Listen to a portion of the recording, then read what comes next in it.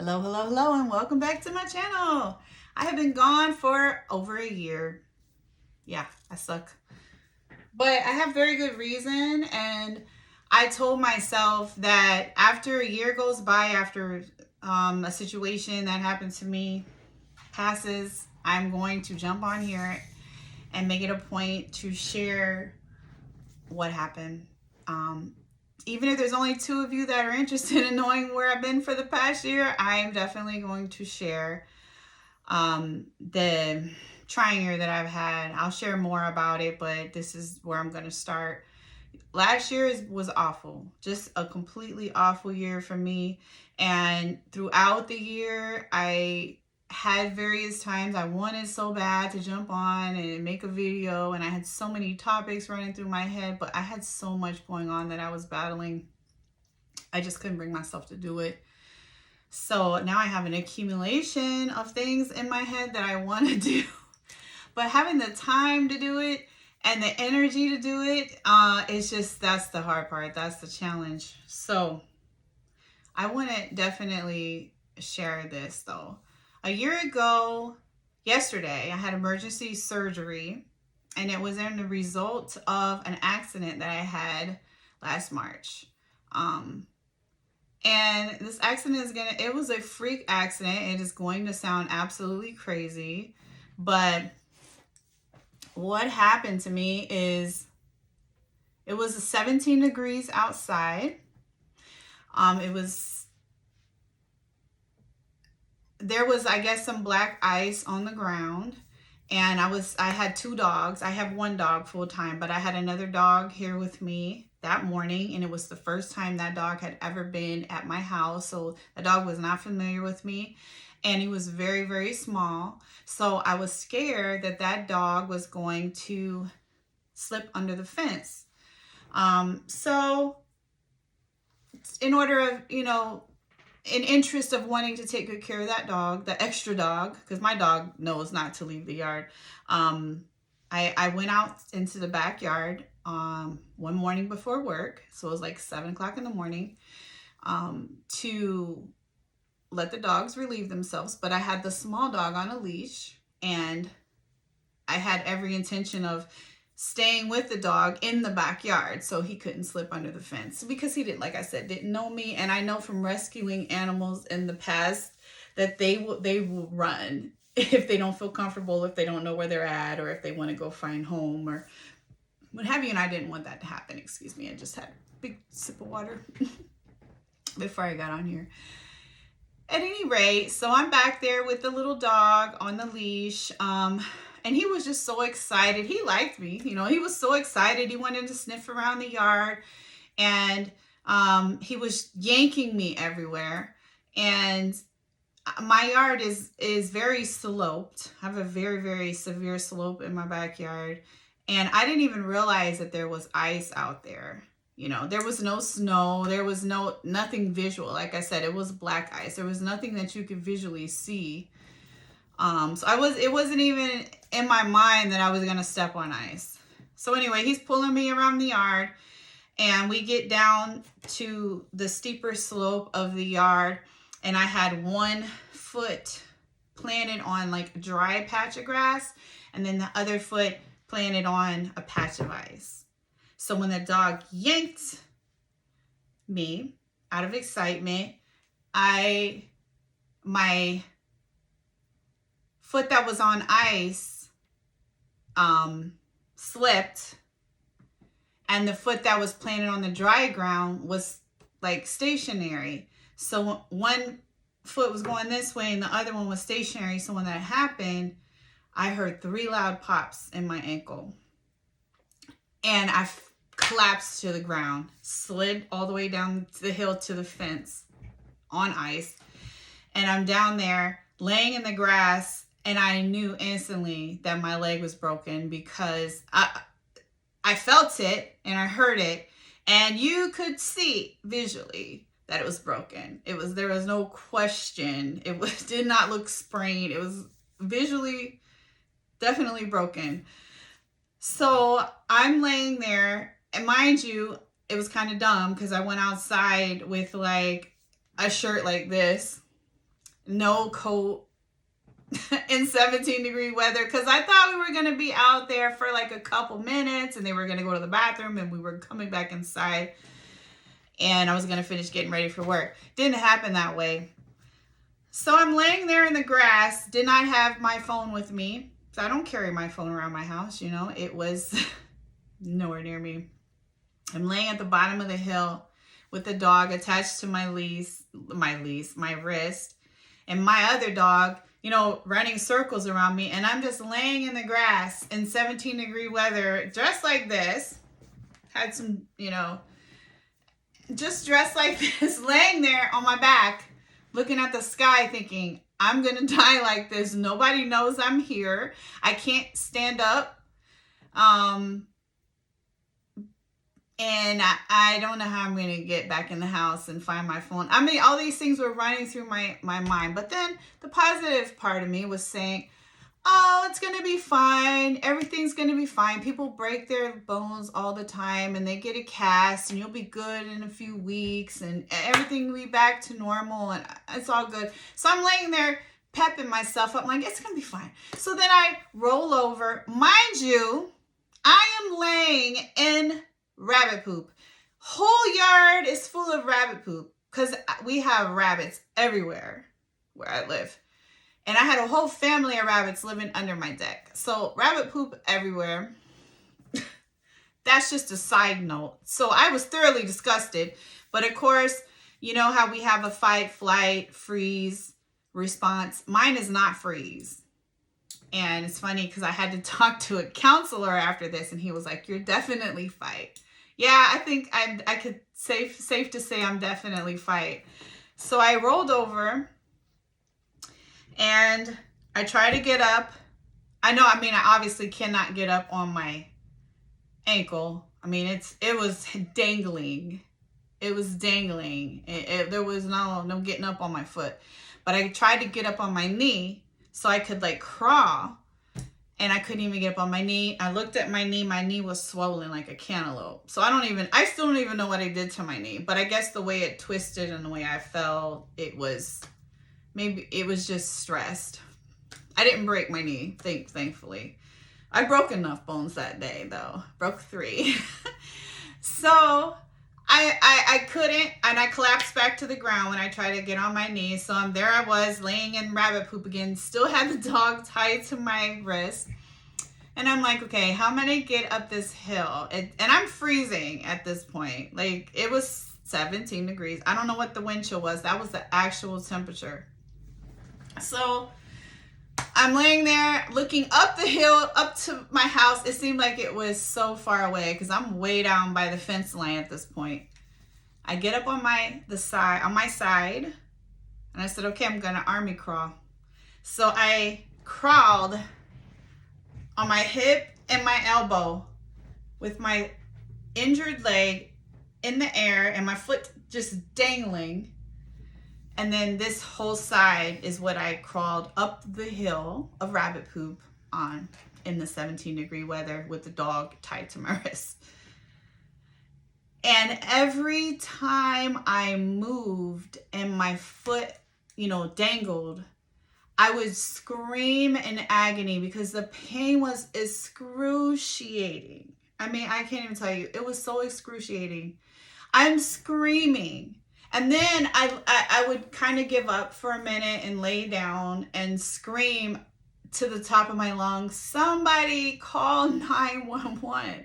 Like, I was praying one of my neighbors would rescue me. Hear me outside screaming, and nobody called 911. Nobody heard me, I guess. Everybody must have been at work or in their own world. So then I see like a FedEx driver or something, or mailman way out in the distance, and I'm screaming across because like I said, I'm on kind of like a hill. I'm screaming at him, the FedEx driver, mailman, whatever he was, I can't quite remember, but he was delivering packages. I'm screaming across houses and streets for, please call 911. But he either was ignoring me or he didn't hear me. which I kind of expected, but he gave it a shot anyway. Okay, I realized I have to resort to army crawling the rest of the way, because it was hard just to even get those couple of steps up that hill. As far as I made it, it was a lot. It was a lot.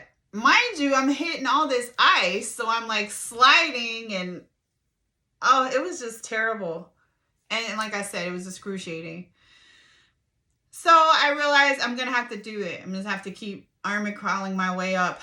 So I got back on my side, and I'm just, and I'm screaming every time my foot dangles, screaming at the top of my lungs, going up the hill. I finally make it to the part where I have like all these rocks and stones and decking and things like that, and I'm like, oh my gosh, I have to scrape myself across all of this rough terrain to try to get onto the deck so I can get back in the house. I'm like, well, I have no choice. At this point, I was literally going into shock. My body was shaking. I mean, my jaw was shaking. I didn't even know how long I was out there at that point. And again, it was freezing outside. So I just had to rough it. I went across the rocks, went across the stones, scraping myself along the side. Then I had to go upstairs, the wooden stairs, like that. Every time I hit a bump, I'm screaming. Again, I still have this dog tied to my wrist. I was so concerned about keeping him safe. And my other dog is just running circles around me like, are you okay? You know? Oh, poor doggies. They were both concerned about me, but they could do nothing to save me. They were both really tiny dogs. Anyway, so I finally get to the deck, up on the deck. It's covered in a thin layer of ice, which kind of actually helped me because I was able to slide across the deck like that on my side, elbow, hip, and I'm just inching along like a centipede on the side. I finally get to the sliding glass door, up and over it, get into the house where the heat is, and I just lay there. Again, I'm in tears at this point. I'm shivering uncontrollably because I feel like I was about to freeze to death. I don't know how much time had passed, but it felt like an eternity. I was able to finally let the dog go. And I was like, I need to call 911. But I had no idea where my phone was. No clue whatsoever. So I had to lay there and warm myself before I could even go any further, which was kind of hard because I don't even know. I was frozen, but I laid there, and I was thinking, how am I going to get the police out here? I have no idea where my phone is. I don't even know if I can make it to my phone. I literally almost entertained the thought of I'm going to die here because I literally felt, actually the ambulance driver ended up telling me that I was going into shock. I felt like I was done. And I know it seems like, oh, a broken ankle's not that serious, but having that broken ankle and being stranded outside in 17-degree weather was a lot. It was a lot. Okay. So anyway, I remembered, okay, I have an alarm system on my house. So let me make it to the control panel, which was across the kitchen. So I crawled across the kitchen, but I couldn't reach it because it was on the counter, and I can't stand up. I could not stand up. I couldn't get on my knee. I definitely couldn't get on my foot. And so I could get on one knee. So I pulled myself up on the counter and I got on one knee, but the counter is like up to here. I'm not even up to here. I don't even know. I can't even remember, but I had to like hit my hands up above my head to try to even get my arms onto the counter with me sitting on my knee. And I couldn't even feel where the control panel was. So I'm just banging aimlessly without any visibility into what I'm hitting or where I'm hitting. And it was, of course, pushed all the way to the back of the counter.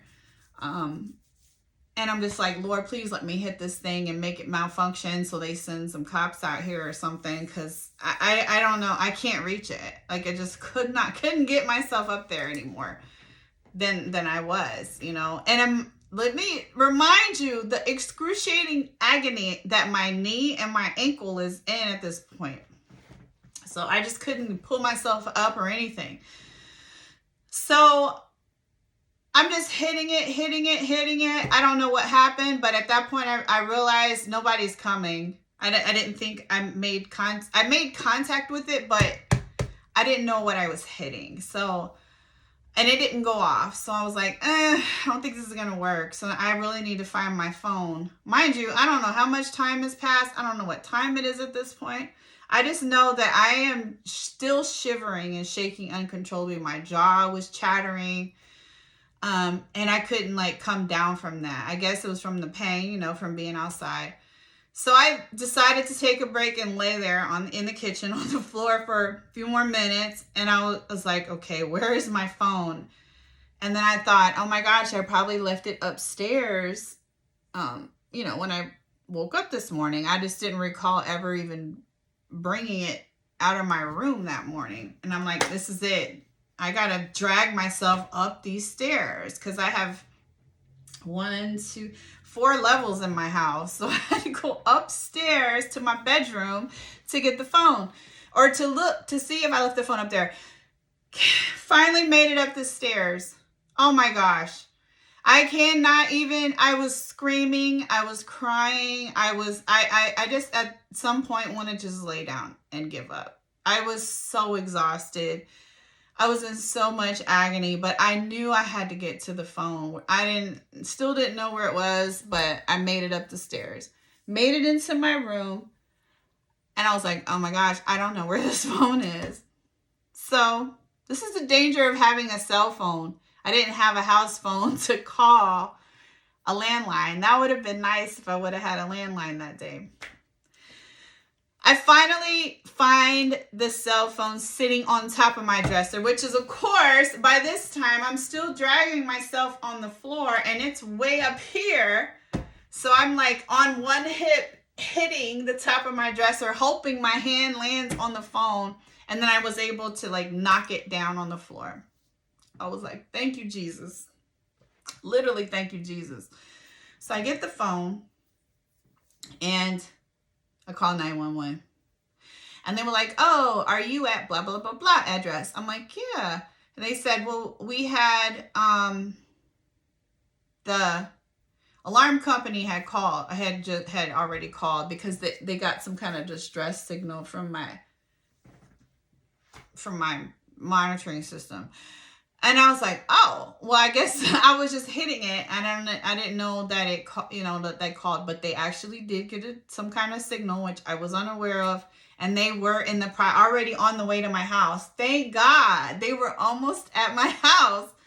So they must have pulled up a couple minutes later. And I still had the back patio door wide open because I never closed it. I'm like, just come through the back patio because there's no way I'm going to make it to the front door to let you in. I'm laying on the floor in my bedroom and I can't make it anywhere else. By then, I was shivering uncontrollably. I mean, I can't even simulate what I was doing. It was just so uncontrollable. I mean, the chattering and the way I was shaking. I've never shaken like that in my life, you know? So I'm laying there and I don't even know. I can't even describe the pain I was in at that point. So they came with the stretcher and took me out. They ended up calling my job because I was supposed to be at work this time, you know, and I know that's kind of a weird request to be like, hey, will you call my job from the ambulance? But hey, you know, I'm a workaholic and I'm always there. So I had to like let them know, not gonna make it today. I'm on my way to the ER. So they did that and I didn't realize it, but thankfully the alarm company called my emergency contact. So someone showed up at the hospital for me as well. So I wasn't even thinking about that. I just wanted to make sure my job was taken care of. Just get me to the hospital and patch me back together. That was my mindset. I wasn't even thinking about calling anybody else or doing anything else. So they gave me some, they like had to, they didn't reset my ankle, but they had to like move it to put in this contraption or whatever. Oh my gosh, you want to talk about jumping through the sky? I don't know. I was just in so much pain. I can't even tell you. They ended up giving me some very, very strong pain medicine, but I was still in agony. It was just awful, awful, awful, awful. So I finally get to the emergency room. They do x-rays, and of course, it's pretty obvious I have a broken ankle. But not only did I have just a broken ankle, which is what I thought, I just had a broken ankle. Like, it's going to be fine. They're going to put a cast on it. I'm going to go on about my business, be in a cast for 6 weeks, and it's going to be over with. No, I had the worst kind of broken ankle. I had a tremaliar fracture, which is the worst kind of broken ankle you can have.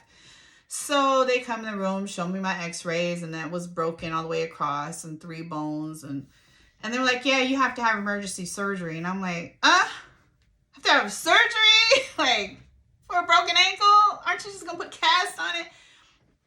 Well, that wasn't an option. If I just put a cast on, it's not going to heal properly, and I wouldn't be able to walk ever again. I'd have a lame foot.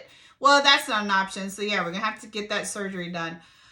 So long story short, I got the surgery a couple of days later. They had to run all these tests, and let me tell you, the misery of having to go to all these appointments for the pre-surgery, because there was 2 days in between where they have to like do heart, EKG, do all your blood work, make sure you're healthy enough for surgery, and getting in and out of the car and like having people come pick me up and take me to these appointments because I couldn't obviously drive, with this agonizing foot that's just hanging there because they can't set a brake like that. They're just basically wrap it up and send you on your way.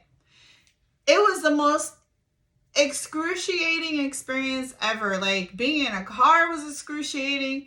Moving was excruciating. Going to the bathroom was excruciating. Sleeping, everything, until I, got to the point where I was able to get surgery and get the bones set properly. They had to put like 13 screws in there, a plate, to set it properly. And it just was not feeling proper until I had that surgery. So all those appointments and stuff, oh my gosh, that experience alone was enough to make a person crazy. Not to mention having to have people take care of me because I could not take care of myself. Which brings me to this. So I had the surgery. I ended up being on bed rest or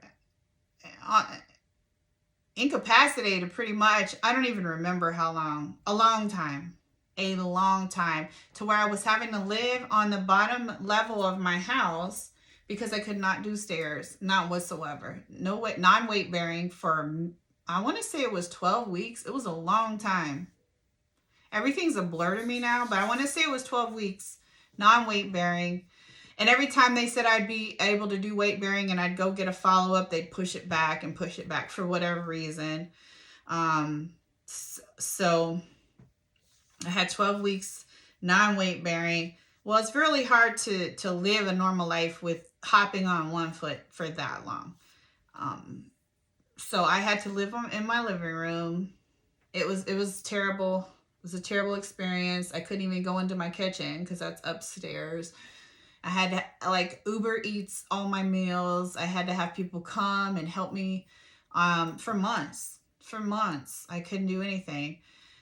I luckily was able to do some work from home. So I was working from my living room. Not full time, but at least having the capability to jump on and do that when I absolutely had to. but I did miss a lot of work, a lot of work. It was a terrible experience because what ended up happening while I was recovering is I got a blood clot. So, of course, it couldn't just been a normal recovery. I ended up, throughout my recovery, having this excruciating pain in my leg, and it felt like my leg weighed 1,000 pounds. And I'm like, this doesn't seem normal. Like something is going on. So, ended up finding out I had this blood clot in my leg. Oh, that was a whole experience right there, having to go on blood thinners and the experience with blood thinners. Oh my gosh, let me just tell you, you do not want to do that. I had side effects and they had to keep changing it. And then when the only thing that ended up working for me is warfarin. So then I had to go to the doctors like every 2 or 3 days to get blood work done to make sure that I was on the right dose. It was the worst experience ever, but some of the other meds they put me on were worse than that. Like I would take that, the warfarin, Coumadin, over the newer meds any day. They just did not agree with me. It was awful, but you don't play around with blood clots. You know, you can die. You can die from those. So I took it as very serious. I'm not going to lie, psychologically, it affected me. So I'm dealing with this broken ankle. I'm not walking. And every morning I'd wake up and think, oh my gosh, I'm still here. I didn't die in my sleep. The blood clot didn't break off and hit my brain. And I'm literally just in constant fear that something's going to happen to me. It was awful, like awful, awful, awful, awful. So I had that for several months until finally the blood clot finally went away. It dissolved or whatever it does. But it slowed down my recovery considerably. So long story short, I had to go through rehab. I exhausted all 60 visits for rehabilitation, physical therapy, trying to learn how to walk again. I thought, oh, when the boot comes off and I'm able to put weight on my foot, I'm just going to start walking again. Doesn't happen like that. Doesn't happen like that. You have to learn how to walk again. I had to learn I had to learn how to stand again. It took forever just to learn how to stand on my foot. Like to stand like a normal person, to be able to put weight on it without collapsing to the floor. So the things we take for granted with our mobility, I've taken for granted my whole life. I've never had a broken bone in my whole entire life until now. And I had no idea that it would be this difficult to recover. So anyway, I exhausted all 60 physical therapy. I maxed it out. I'm still supposed to be in physical therapy, and I'm not right now. I will be completely transparent. I am not walking great. I can't jump, can't run. I walk with a limp. The doctor says that I should be able to walk normally again, but I ended up developing CPRS during all this as well. A CRPS, chronic regional pain syndrome, which added a whole another layer of complications to my recovery. So that just slowed things down. Everything slowed down, but I will say that the surgery was successful. The bones healed perfectly. I just have a bionic ankle now. I just have to learn how to use it. And I have to fight through the CRPS and all the other obstacles and staying diligent with recovery. So it's been a whole entire year.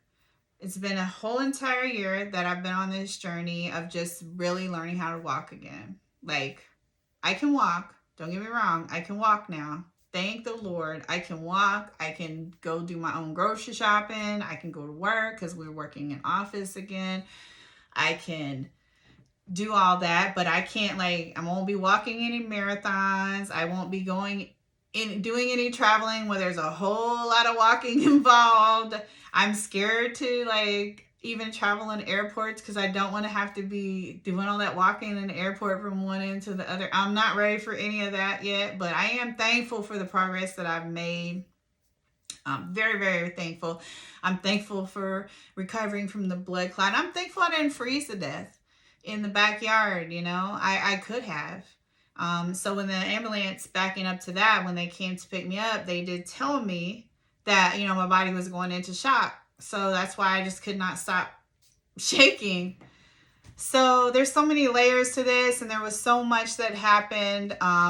So many things that we take for granted.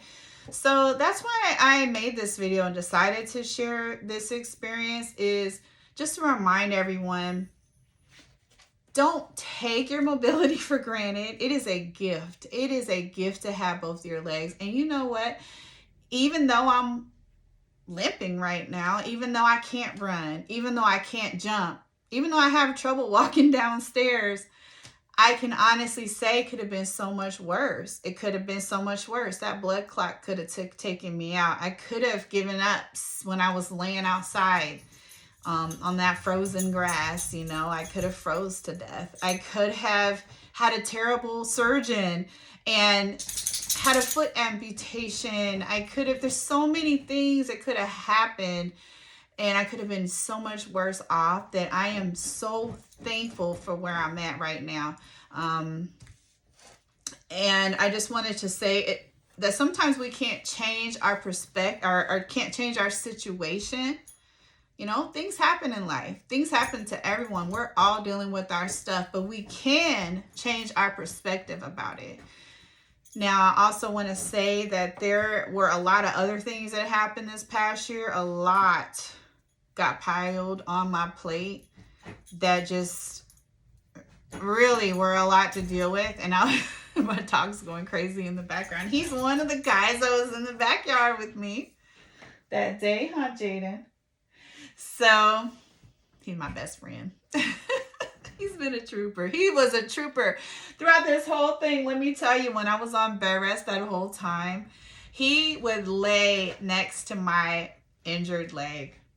He would lay right next to it, like he was not, he knew not to lay on it, but he would lay right next to it like he was protecting it, making sure it was getting better and making sure I was getting better. So gotta love animals. They are just a blessing from God. But I said all that to say, if you can't change your situation, you can't change what you're going through, you can change your perspective. So I want to say that. And even though I had a lot of other things happen last year that I will get to sharing, but not in this video. It'll be in one of the next videos. I just wanted to at least get that out, get my message out. Maybe that'll help someone. And anyone that might be going through a similar situation where you're recovering from some health issues or whatnot, don't give up. Don't give up. Even if things aren't going as fast as you want them to go, or you're not recovering the way you want to, and there might be some obstacles in the way, just keep the faith, stay strong, stay focused, stay committed, and, you know, just remember baby steps. As long as we're going in the right direction, we're going in the right direction. So perspective is everything. So I just wanted to hop on here and say that. That's why I've been gone. That's why I've been gone. So whoever is still on my channel, which I don't have a lot of people on here, but for the few that are, I really appreciate you. And I wanted to at least give an update because I feel I owe you that. So thank you, and have an impeccable day, rest of your weekend and work week coming up if you work. And if you don't work, that's fine too. I hope you have a great week, period. And happy International Women's Month, by the way. So thank you. Have a great one. Bye.